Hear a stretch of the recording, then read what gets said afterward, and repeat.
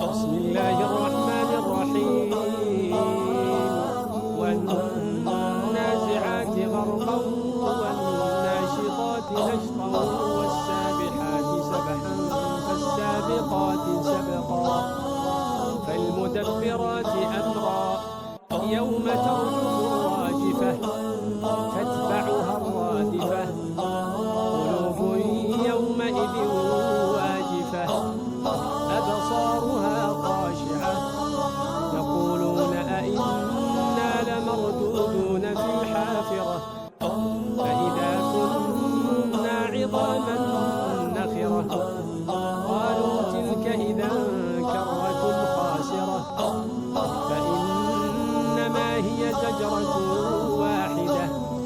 فإذا هم بالساهرة هل أتاك حديث موسى إذ ناداه ربه بالوادي المقدس طوى اذهب إلى فرعون إنه طغى فقل هل لك إلى أن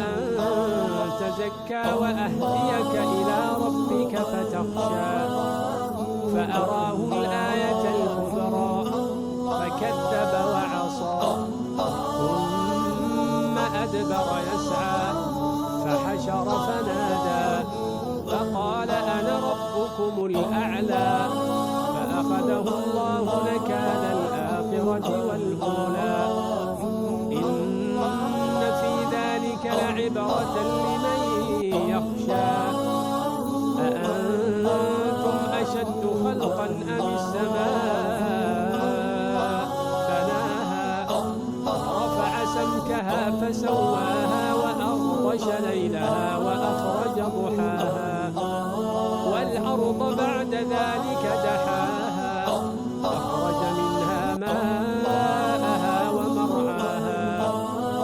والجبال أرساها متاعا لكم ولأنعامكم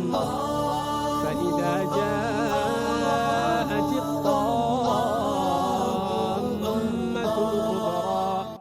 يوم يتذكر الإنسان ما سعى وبرزت الجحيم لمن يرى فأما من طغى وآثر الحياة الدنيا فإن الجحيم هي المأوى وأما من خاف مقام ربه ونهى النفس عن الهوى فإن الجنة هي المأوى يسألونك عن الساعة أيان مرساها فيما أنت من ذكراها إلى ربك